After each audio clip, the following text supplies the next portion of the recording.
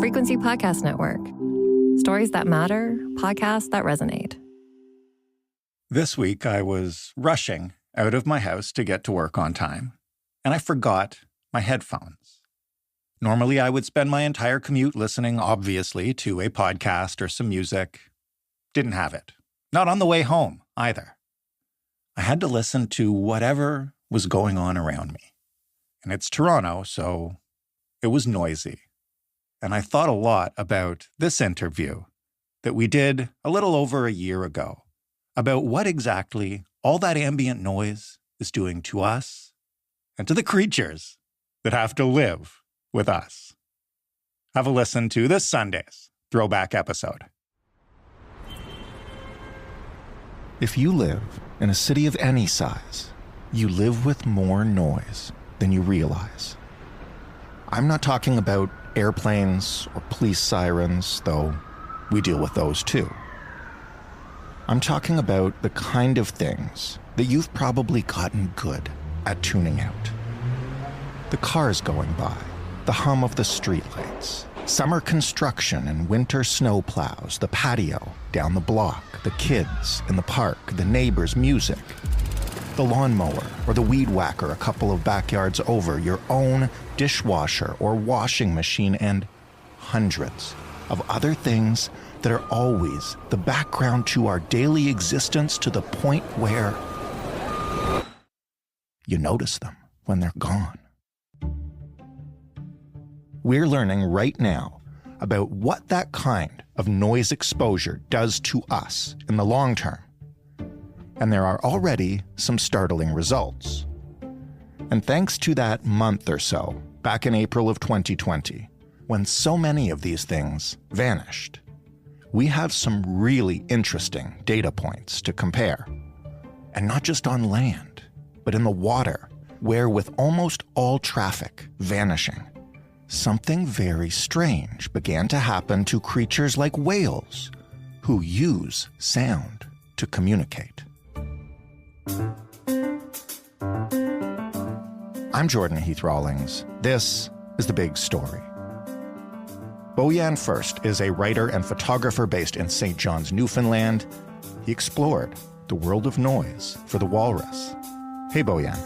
Hello. I want to start by asking you what seems like a basic question, but I realize I'd never tried to define it either. What is noise? What's a good way to define what we are talking about here? You know, it changes through time. What we consider noise today is Matt Jordan, who is a researcher at Pennsylvania State University, defines it as unwanted sound. So give me some examples of what that might entail in our everyday lives. Yeah, so it can be anything. It can be, kids playing soccer under your window that you don't want to hear. It can be loud neighbors. It can be traffic. It can be, the construction noise from roadworks, literally anything. Right now in St. John's, I'm not sure. It's a pretty quiet room, but you may hear a foghorn because it's very foggy. Right. And I guess this goes back hundreds and hundreds of years. One of the people you talked to had done a little bit of a history of famous people complaining about noise. That's correct. And we've been complaining about noise for a very long time, especially people who made their living thinking about things.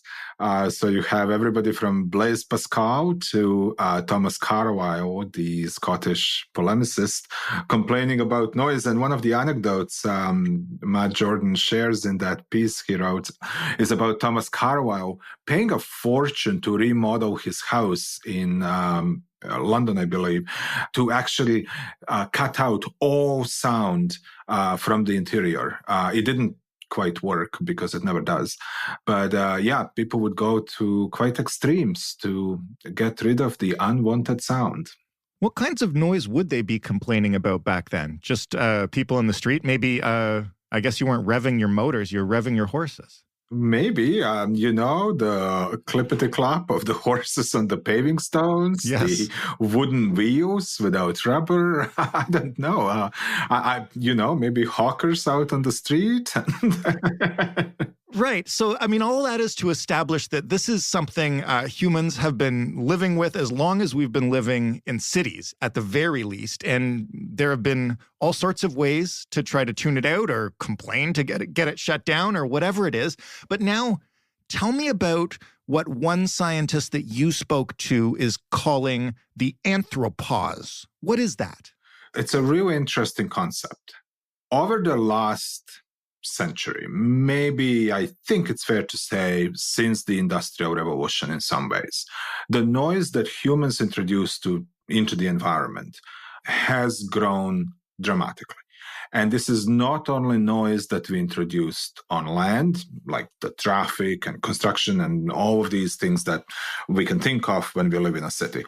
But we have also introduced noise in our oceans from a whole range of activities that we undertake on the ocean and in the ocean. So you can think about shipping as a long-term continuous noise, but also things like seismic testing for oil and gas exploration, or we use sonars to detect all sorts of things from fishing to, military purposes. Right. So we have introduced tremendous amount of noise in the environment, and that noise has an effect on other species, not just us. So when the pandemic hit, and we are still in the pandemic, but when the lockdowns were initiated, much of that activity stopped. And for the very first time, in a very long time, scientists were able to observe natural environment, especially oceans, for a prolonged period of time in a condition that was much, much quieter. One of the scientists that I talked to who works with Sound Research Collective in Alaska said that by some of the calculations they did, the oceans were half as quiet as they normally would be during that period of lockdowns because the shipping slowed down, cruise ships were completely gone, and so on. Right. Dr. Amanda Bates from University of Victoria in Victoria, BC, worked with a team that called that pause in human activity that dramatically reduced the noise in natural environments, anthropause. When we look at that pause, what happened that wouldn't have happened otherwise? Oh, so this is fascinating. First of all, for a very long time, right into the 50s, 60s, even 70s, we thought of oceans as silent. Mm-hmm. Oceans naturally are anything but silent. In fact, many animals that live in the oceans, both mammals like dolphins and whales, but also fish, use sound extensively for all sorts of purposes. Now, they tend often to use sound beyond our range of hearing, which is human range of hearing is very limited. And when you think about it, of course they use sound. The sound travels much faster and much further under the ocean than it does in the air. And they use it for all sorts of purposes, from communication to echolocation, to coordinating feeding, mating habits, all sorts of things. So one of the fascinating stories that Dr. Matthews from Alaska shared with me, so they were able to study humpback whales for this long period of time that the ocean was much quieter than it normally would be. So what I noticed is that normally the most common sound that they would record humpback whales make, about 75% of the time, was this particular sound that they called whoop. And what it basically means, they think, is, hi, I'm a humpback whale and I'm over here. When the oceans got quiet, what humpback whales started to do is they reduced the amount of time they used that particular calling sound, and they dramatically expanded the frequency of other sounds that they would normally make. We have no clue what the rest of that complex communication entails, but we now know that should the oceans be quiet from our noise, they would sound very different because the Other species that make their home in the ocean would probably use a very different way of communicating than what they're doing now, because what they're doing now is exactly the same thing we do when we walk into a party. You walk in, it gets very loud. You're not trying to have a deep conversation with anybody. You raise your voice, you change the frequency you talk at, and you try to have a very basic conversation. All of that is fascinating. And I want to turn to how that applies to us, because to your point, we just live in this noisy world now and we've adapted to it. So before we get into some of the research on what noise does to us, let's start with a little primer on how we measure noise with decibels. So just give us sort of the base level sets of what some of the typical noise we encounter in our day might be. Sure. So we measure noise in a unit called decibel. So a whisper is about 30 decibels. A normal conversation, like the one we are having now, is about 60. Your leaf blower is 85. A rock concert or a jet engine is about 120, 130. And these are measured at certain distance from the source, right? Right. And anything above 85, if humans are exposed to that noise for a prolonged period of time, it will damage our hearing. One interesting, complete digression to this story is that a colicky baby can hit 130 decibels with its cry. Wow. And humans are apparently primed for that particular noise, the crying baby, and our psychological and physiological response to it is absolutely astonishing, and it takes milliseconds for us to kick in. It's so funny. I can feel that right now, just remembering those cries. I can feel the anxiety in me when they hit.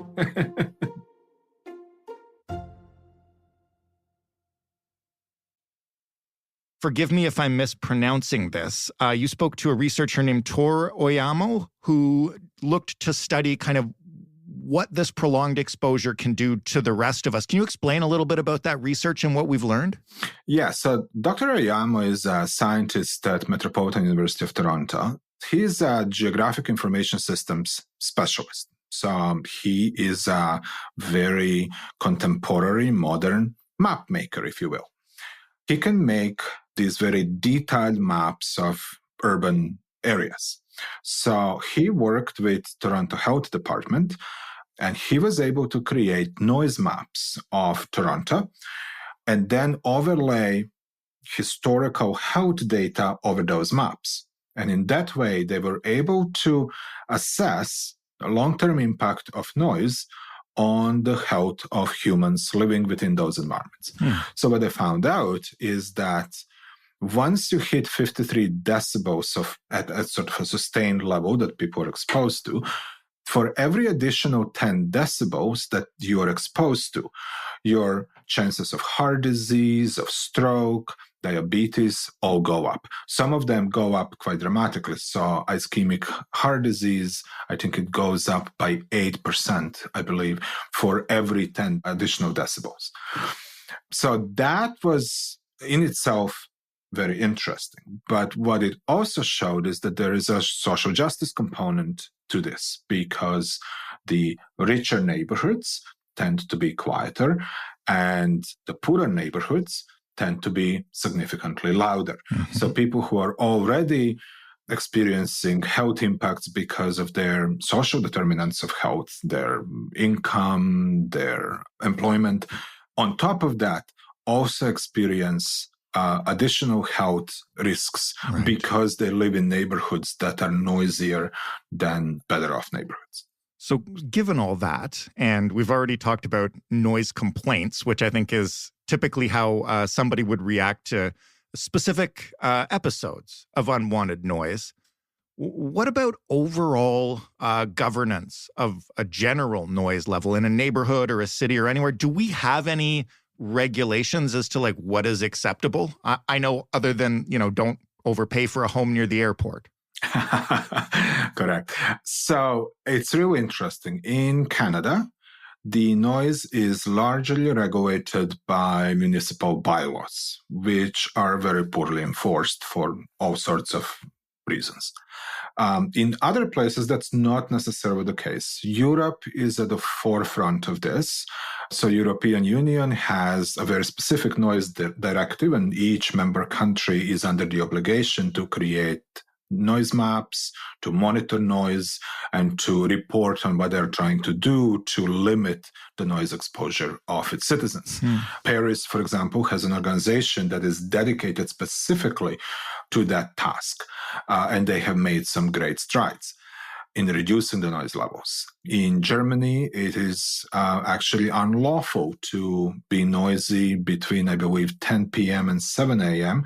And that would include, like, you can't do laundry or run a dryer during that period of time, right? So there are rules around what kind of noise is allowed at certain periods of time.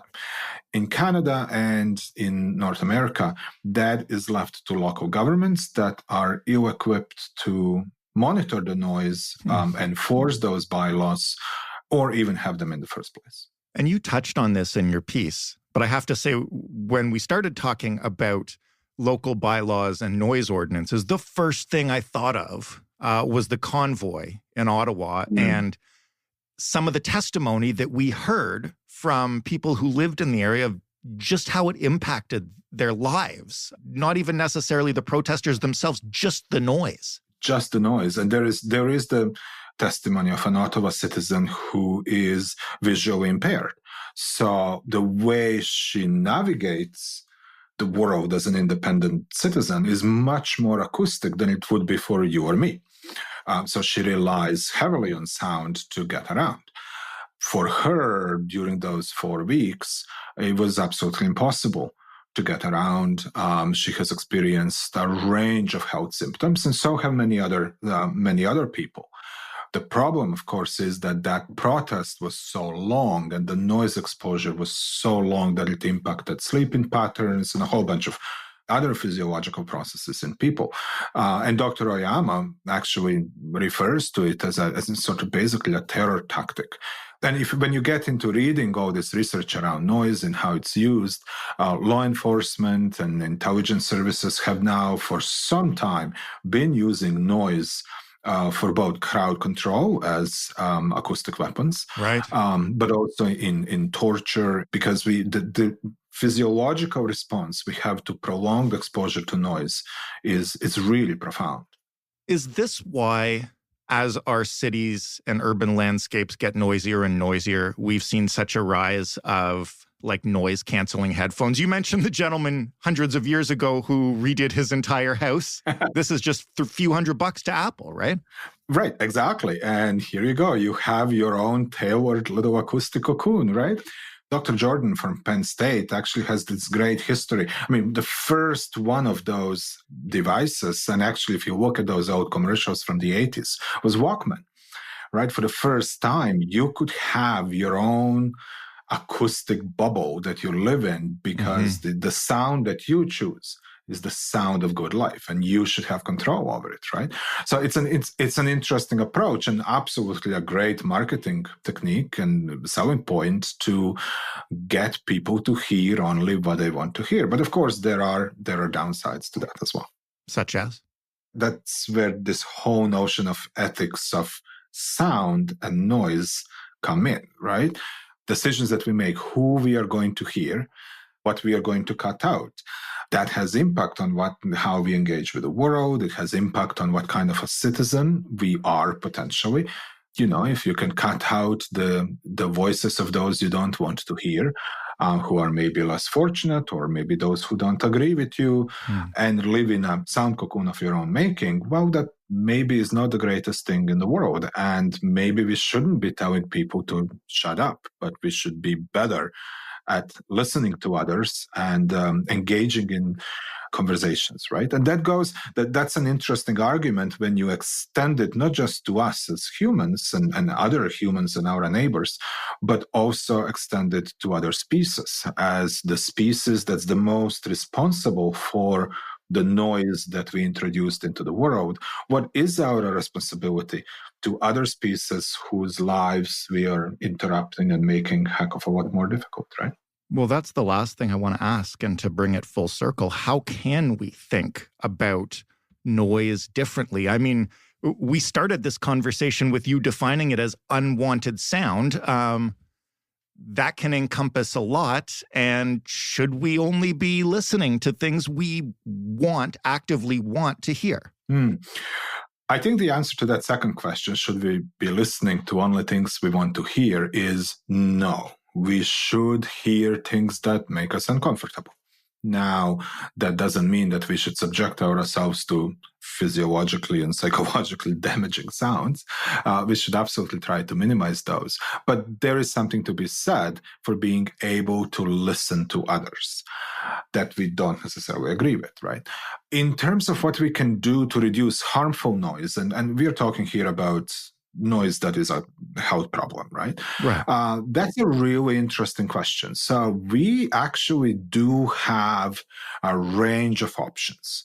There is no one single thing you can do to reduce noise in the city, for example.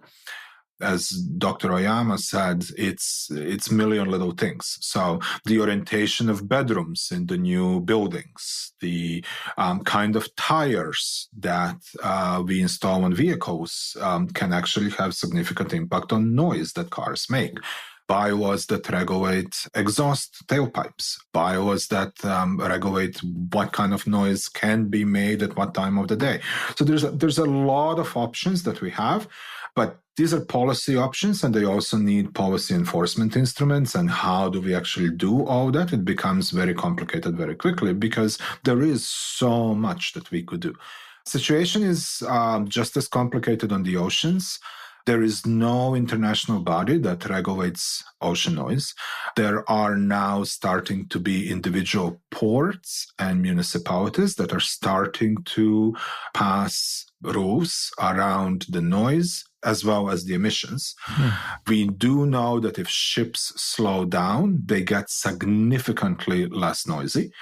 Interestingly enough, that has all sorts of other repercussions. For example, it drastically reduces collisions with whales and other mammals, but it also improves air quality and the emissions from those ships. But there is a cost. Your shipping is slower. Switching to different kind of propulsion systems that maybe use some combination of fuel and wind and electric power would also further dramatically reduce the noise in the oceans. Again, we have a long way to go. Bojan, thank you for this. A fascinating conversation and a fascinating thing to think about as we walk around outside. Thank you so much for having me. And yeah, just listen to the world around you. It's actually more fascinating than we give it credit. Bojan First, writing in The Walrus. That was The Big Story. For more, you can head to thebigstorypodcast.ca, and you can find us, as always, on Twitter at TheBigStoryFPN. If you want to suggest a topic, hit us up at hello@thebigstorypodcast.ca, or just call and talk into the phone for a minute, 416-935-5935. Joseph Fish is the lead producer of The Big Story. Robin Simon and Ali Graham are producers. This week, Ryan Clark, Mark Angley, and Robin Edgar handled our sound design. Samandara is our research assistant. And I'm Jordan Heath Rawlings. Thanks for listening. We'll talk on Monday.